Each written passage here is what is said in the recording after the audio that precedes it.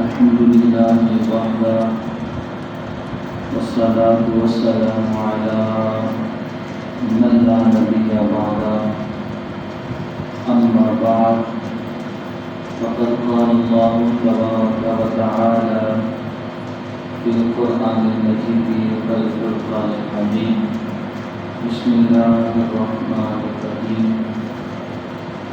وقرنا في بيوتكن ولا تبرجن تبرج الجاهلية الأولى وقال الله تبارك وتعالى في القرآن المجيد والفرقان الحميد يا أيها النبي قل لأزواجك وبناتك ونساء المؤمنين يدنين عليهن من جلابيبهن آمنت بالله صدق الله مولانا العظيم وصدق رسوله النبي الكريم الأمين الرؤوف الرحيم إن الله وملائكته يصلون على النبي يا أيها الذين آمنوا صلوا عليه وسلموا تسليما الصلاة والسلام عليك يا سيدنا رسول الله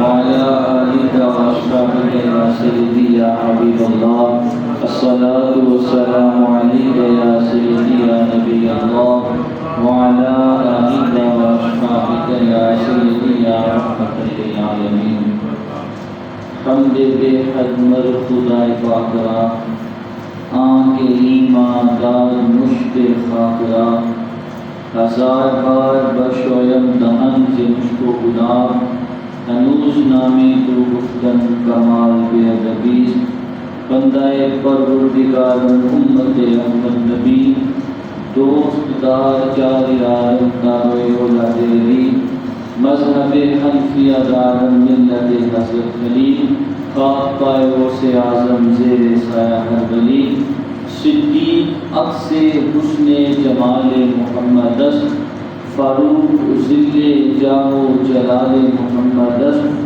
عثمان ضیاء شمع جمال محمد حیدر بہار باغ خصال محمد بلغ العلا بکمالہ کشف الدجا بجمالہ حسنت جمیع خصالہ صلوا علیہ وآلہ.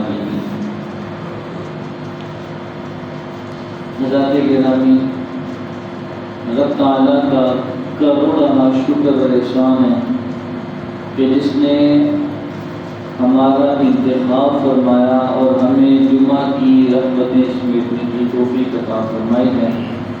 اللہ کے حضور التجا ہے اللہ تعالیٰ ہمیں دائمی و بستگی عطا فرمائے.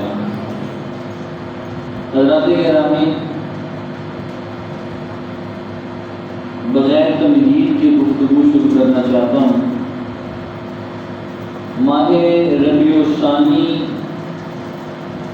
اپنا سائے کے ساتھ ہمارے اوپر سائے فکر ہے، اور یہ ماہ ربیع الثانی وہ مہینہ ہے جس مہینے میں ایک ایسی تاریخ ہے کہ جس تاریخ کے بدلے میں ہر انسان ہر مہینے ایک دن مقرر کر کے وہ اللہ کے نیک بندے کو یاد کرتے ہیں.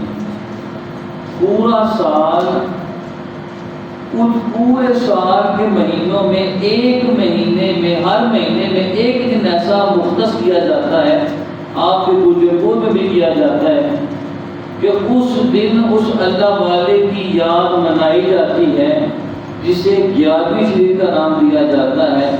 وہ جو 11ویں والا، بڑی 11ویں والا، خود جسے عبدالقادر جیلانی رضی اللہ تعالیٰ عنہ کہتے ہیں، غوث پاک رضی اللہ تعالیٰ عنہ، انہی کے ساتھ نسبت اس مہینے کو ساتھ خاص ہے. ماہ ربیع الثانی کو نسبت ہے جناب سیدنا غوث پاک رضی اللہ تعالیٰ عنہ کے ساتھ. تو میں نے بہتر سمجھا کہ آج کہ خطبۃ الجمعۃ المبارک میں بڑی 11ویں والے جناب شیخ عبدالقادر جیلانی رضی اللہ تعالی عنہ کے حوالے سے چند معروضات آپ کے سامنے رکھوں.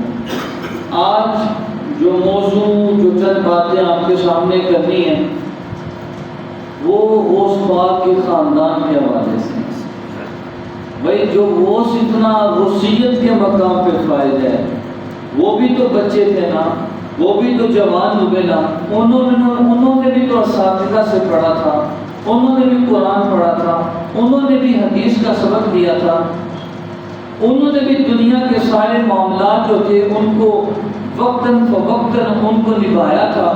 پھر اللہ رب کائنات نے مقام غوثیت عطا فرمائی تھی۔ وہ کس خاندان کے چشم و چراغ تھے؟ آج موضوع یہ ہے خاندان غوث اعظم۔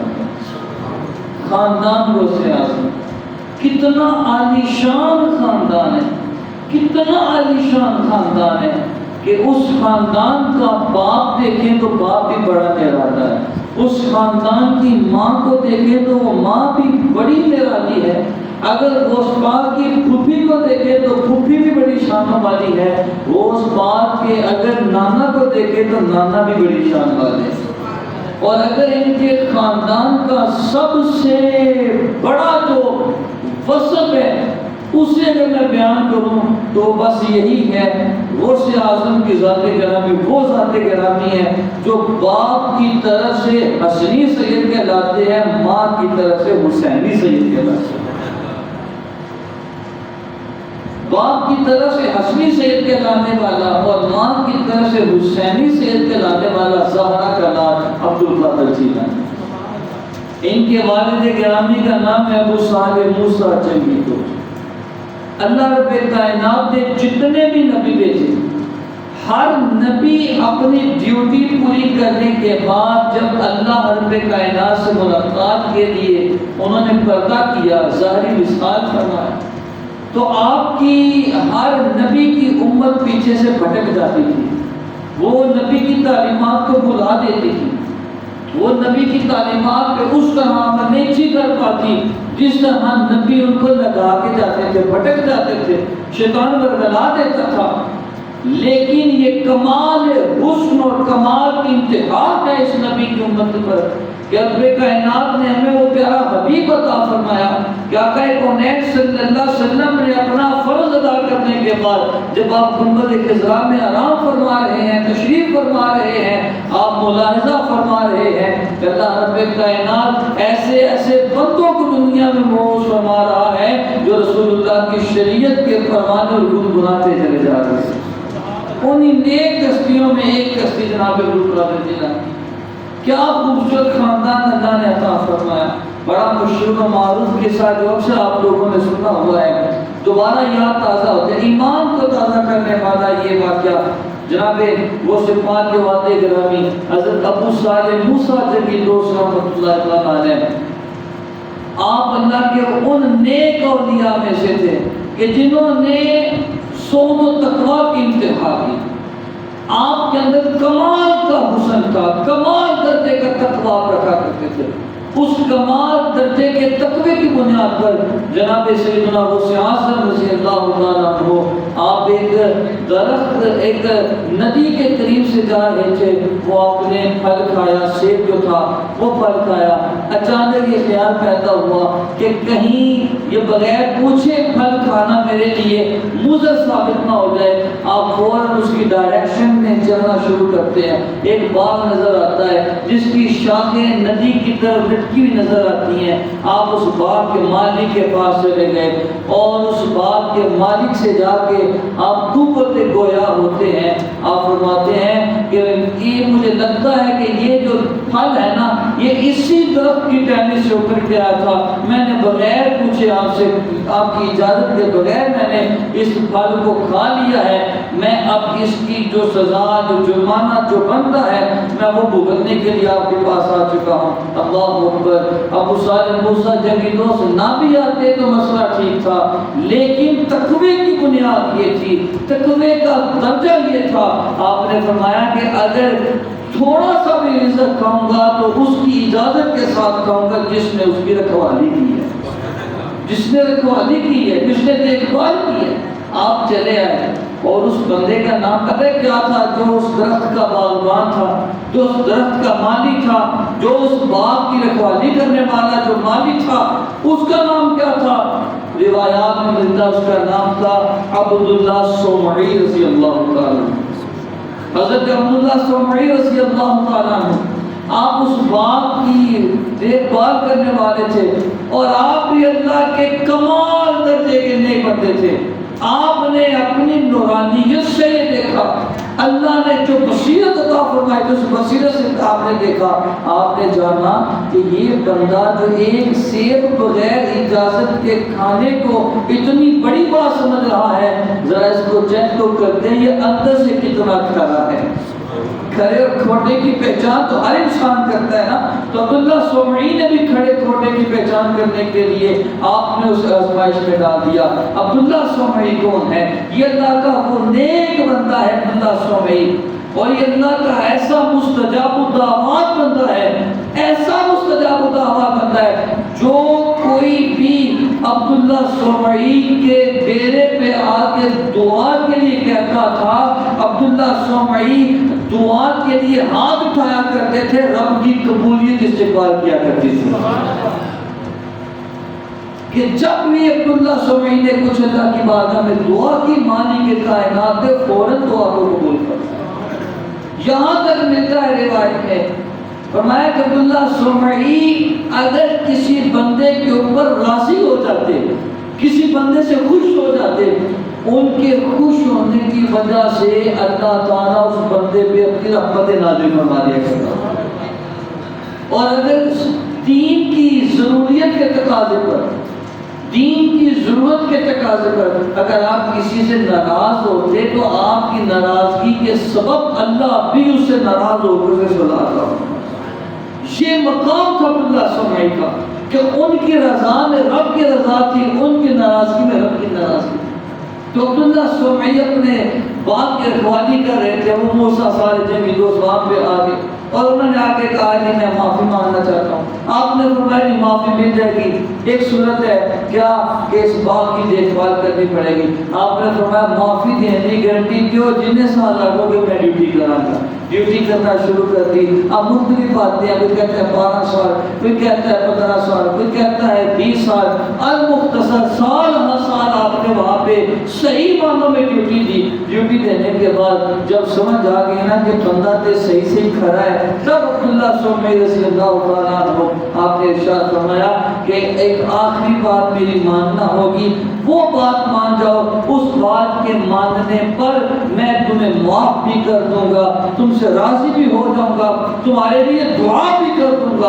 اب اس والے موسیٰ کے دوست نے فرمایا مجھے بتائیں وہ کام کون سا ہے؟ فرمایا میری بیٹی کے ساتھ نکاح کرنا ہوگا۔ کہا مجھے منظور ہے۔ کہا ایسے منظور نہیں، منظوری نہ کر، بیٹی کی پہلے عیب سن لے۔ کہا وہ کون سے عیب ہیں؟ کہا بیٹی آنکھوں سے اندھی ہے، دیکھ نہیں سکتی، بیٹی کانوں سے بہری ہے، سن نہیں سکتی، بیٹی زبان سے گونگی ہے، بول نہیں سکتی، بیٹی ہاتھ اور پاؤں سے پاؤں جو معذور ہے کہ وہ چل نہیں سکتی۔ بڑے مشکل حالات میں موسیٰ نے یہ بھی تو شرط منظور کر دی، کہا یہ نکاح مجھے قبول ہے۔ نکاح عبداللہ صومعی نے خود پڑھایا، خود اپنی بیٹی کا نکاح پڑھایا۔ نکاح پڑھانے کے بعد فرمایا یہ تیری دلہن کا ہی کمرہ ہے۔ آپ چلے گئے اور اپنی دلہن کو صحیح سلامت دیکھتے ہوئے آپ واپس باہر بھاگے، کہنے لگے یہ تو کوئی اور تھا، آپ نے جو وصف بیان کی، جو عیب بیان کیے تھے، اس صورت میں تو وہ ایک عیب بھی موجود نہیں ہے، وہ تو بالکل صحیح سلامت پوری شان و شوکت والی اندر لڑکی موجود ہے، تو میں کسی غلط کمرے میں چلا گیا۔ عبداللہ صومعی فرماتے ہیں اے موسیٰ کہ تو کسی غلط کمرے میں نہیں گیا، وہ جو اندر تیری دلہنیا بیٹھی ہوئی ہے، فرمایا وہ کوئی اور نہیں، وہی میری بیٹی ہے، وہی میرے نکاح میں آنے والی۔ فرمایا وہی میری بیٹی۔ کہا آپ نے تو کہا تھا وہ گونگی ہے، وہ بہری ہے، وہ دیکھنے کے لائق نہیں ہے، وہ باہر ہے، وہ یہ ہے اور وہ ہے۔ کہا یہ سب کچھ اس لیے کہا تھا میری بیٹی وہ شانوں والی ہے جس نے آج تک شریعت کے خلاف کوئی عمل ہی نہیں کیا، شریعت نے جیسے کہا میری بیٹی نے ویسے ہی کیا۔ کہا آنکھوں سے اندھی اس لیے کہا تھا کبھی غیر محرم پہ نظر نہیں پڑی، کانوں سے بہری اس لیے کہا تھا کبھی اس نے گانے نہیں سنے، زبان سے کیونکہ اس لیے کہا تھا کبھی اس نے غیر محرم سے بات نہیں کی، اور ہاتھ اور پاؤں سے بات اس لیے کہا تھا کہ گھر کی دہلیز سے باہر کبھی قدم نہیں رکھا۔ فرمایا اتنی پاکیزہ عورت ہے آپ کی، اتنی پاکیزہ بیٹی ہے آپ کی، اور آپ اس کو میرے اوپر کرم فرمانا چاہ رہے ہیں، اس کرم کی وجہ کیا ہے؟ تو صاحب بصیرت شخصیت رحمۃ اللہ سمعی رضی اللہ تعالیٰ کو آپ نے یہی فرمایا ہوگا نا، ارے اے موسیٰ ذرا سن لے، جب خالق کے کائنات نے اپنے نجبان پیارے نبی صلی اللہ علیہ وسلم کا انتخاب فرمایا تو اس کے لیے جناب عبداللہ اور جناب آمینہ کو ہر قسم کی برائیوں سے پاک کر کے محمد کا نور انہیں عطا فرمایا تھا۔ میرا یہ وجدان کہتا ہے میری بیٹی کو بھی اللہ نے ہر عیب سے پاک رکھا اور ہر گناہ سے پاک رکھا، اور تجھے بھی میں نے پرکھ لیا، تو بھی اللہ کا نیک بندہ ہے۔ میرا یہ دل گواہی دیتا ہے کہ تمہارے دونوں کے وجود سے اللہ ایسا پتر عطا فرمائے گا جو محمد کی سیرت کو عطا کیا ہمیں چار چار لگا دے گا۔ تو وہی بات ہوئی نا، وہی بات ہوئی جب باپ بھی اتنا نرالا اور بیگم بھی اتنی نرالا، ماں بھی اتنی نرالی، پھر اللہ پاک نے وہ شانوں والا پتر عطا فرمایا جس پتر کے لیے جناب علامہ اقبال رحمۃ اللہ تعالیٰ علیہ جیسے عشق رسول نے قلم اٹھایا اور فارسی میں شعر لکھا۔ جناب علامہ اقبال فرماتے ہیں غوث اعظم درمیان اولیاء جو محمد درمیان انبیاء، فرمایا غوث اعظم کی شان اولیاء میں اسی طرح ہے جس طرح محمد کی شان سارے نبیوں میں ہے۔ فرمایا جس طرح نبی صلی اللہ علیہ وسلم کی عظمت سارے نبیوں میں سب سے اولا و اعلیٰ ہمارا نبی، سب سے بالا و اعلیٰ ہمارا نبی، فرمایا جس طرح سارے نبیوں میں سے محمد رسول اللہ صلی اللہ علیہ وسلم کو اللہ نے زیادہ شان عطا فرمائی ہے، اسی طرح اولیاء کی صفوں میں اللہ نے غوث پاک کو شان عطا فرمائی۔ گھرانہ ہے غوث پاک کا، یہ گھرانہ ہے غوث پاک کا۔ ابو صالح موسیٰ جنگی دوست آپ راستے سے گزر رہے تھے، بادشاہ کے چند سپاہی ملازم جو ہے وہ شرابوں کے مٹکے لے کے جا رہے تھے، تو ابو صالح موسیٰ جنگی دوست چونکہ اللہ والے تھے، اللہ والے غلط چیزوں کو برداشت نہیں کرتے۔ جو اللہ والا ہوتا ہے نا وہ دنیا کے مال و متاع سے خوش نہیں ہوتا۔ یہاں پہ تو عجیب رخ چلی گئی ہے کہ پیران عظام کو جب تک نذرانہ نہ پیش کیا جائے تو پیر خوش ہو کے بات نہیں کرتا، پیر ہاتھ نہیں ملاتا جب تک اس کی پاکٹ میں، اس کی جیب میں تو 2-3 ہزار یا 5 ہزار کا نوٹا رکھا ہے۔ تو ہم جن اولیاء کے ماننے والے ہیں ان اولیاء کی حیثیت نہیں ہے، ان اولیاء کا یہ طریقہ کار نہیں ہے۔ وہ اولیاء بڑے سادہ ہوا کرتے تھے، کھلے مزاج کے ہوا کرتے تھے۔ ابو صالح موسیٰ جنگی دوست رحمۃ اللہ علیہ آپ نے دیکھا کہ وہ بندہ ملازم جو تھے وہ شرابوں کے مٹکے لے کے جا رہے تھے، تو وہاں پہ جناب ابو صالح موسیٰ نے روکا، انہیں کہا رک جاؤ، کیا لے کے جا رہے ہو؟ انہوں نے کام کی آواز میں کہا کہ ہم یہ شراب لے کے جا رہے ہیں بادشاہ کے لیے۔ آپ کے ہاتھ میں ڈنڈا تھا، آپ نے اس آسان کے ذریعے سے ان مشکیزوں کو توڑا۔ کیا وجہ تھی کسی کے پاس اتنی کہ ابو صالح موسیٰ جنگی دوست سے سوال کرتا کہ تو نے ایسا کیوں کیا؟ ملازم ہوتا ہے، دوڑا اپنے آقا کی طرف، دوڑے بادشاہ کی طرف، دوڑے دربار کی طرف، بجا کے کہنے لگے کہ بادشاہ سلامت، وہ درویش تھا ایک، اس نے ایسا کر دیا۔ بادشاہ نے فوراً آرڈر جاری کیا کہ کورٹ میں طلب کیا جائے۔ ابو صالح موسیٰ جنگی دوست کو بلایا گیا، فرمایا مجھے یہ بتاؤ کہ آپ کو یہ کرنے پہ کس نے مجبور کیا؟ کہا مجبور کسی نے نہیں کیا، ہم رب کا قرآن پڑھتے ہیں، رب کے قرآن نے یہ سالون مکان الخمر والمیسر واضح لفظوں میں ارشاد فرمایا ہے کہ رب نے شراب حرام کی ہے۔ ارے او بادشاہت کے تخت پہ بیٹھنے والے، میں تجھے یہی کہنا چاہتا ہوں رب نے یہ تیرے لیے حرام کی ہے، اس لیے میں نے تجھے حرام کاری کرنے سے بچا دیا۔ اللہ والے یہ نہیں دیکھتے کہ میرا اس کے ساتھ کیا تعلق ہے، میرا اس کے ساتھ کوئی پیری مریدی والا رشتہ ہے تو میں نے نصیحت کرنی، میری یہ مٹھیاں بھرتا ہے تو پھر میں نے نصیحت کرنی ہے۔ اللہ والے جہاں پہ غلط ہوتا ہے اسے کہتے ہیں کہ یہ غلط ہو رہا ہے، جہاں پہ صحیح ہوتا ہے وہاں پہ کہتے ہیں کہ یہ صحیح ہو رہا ہے۔ ابو صالح موسیٰ جنگی دوست فرماتے ہیں کہ میں نے وہ مشکیزیں اس لیے توڑے تھے کہ میں یہ نہیں چاہتا تھا کہ تیرا نقصان ہو جائے، تو حرام کاری کی طرف آ جائے، اس لیے میں نے توڑا۔ جب یہ جلیل القدر الفاظ میں یہ بات کی نا تو بادشاہ پہ سب کا طاری ہوا، وہ کہنے لگا کہ مجھے یہ بتائیں کہ آپ کو یہ کام کرنے پر کس نے مجبور کیا کہ آپ بادشاہ کے مشکلوں کو آپ نے توڑا؟ آپ نے فرمایا کہ یہ کام مجھے کرنے پہ میرے خدا نے حکم فرمایا، میرے خدا نے میری ڈیوٹی لگائی، میرے اللہ نے مجھے احتساب کرنے والا بنا، مجھے محتسب اللہ نے بنایا، تو میں یہ احتساب کرنے والا تھا۔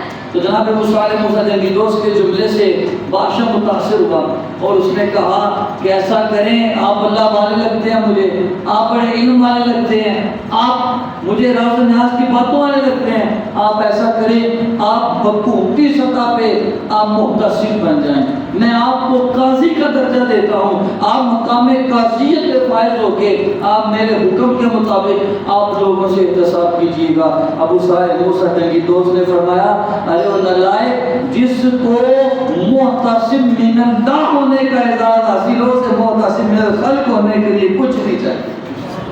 فرماتے ہیں محتسب من اللہ ہو تو مجھے محتسب علی الخلق ہونے کی کوئی غرض نہیں ہے، میرا اللہ نے انتخاب فرمایا ہے، مجھے تیرے انتخاب کی ضرورت نہیں ہے، مجھے اللہ نے چنا ہے، مجھے تیرے چنے ہوئے کی ضرورت نہیں ہے۔ تو یہ خاندان ہے غوث پاک کہ جو حلال کو حلال جانتا ہے، حرام کو حرام جانتا ہے۔ یہ شان ہے غوث پاک کے گھرانے کی، اس گھرانے میں جب بھی کوئی آتا ہے اسے خیرات ہی خیرات ملی ہے۔ کیسی خیرات ملی ہے؟ کیسی خیرات ہے؟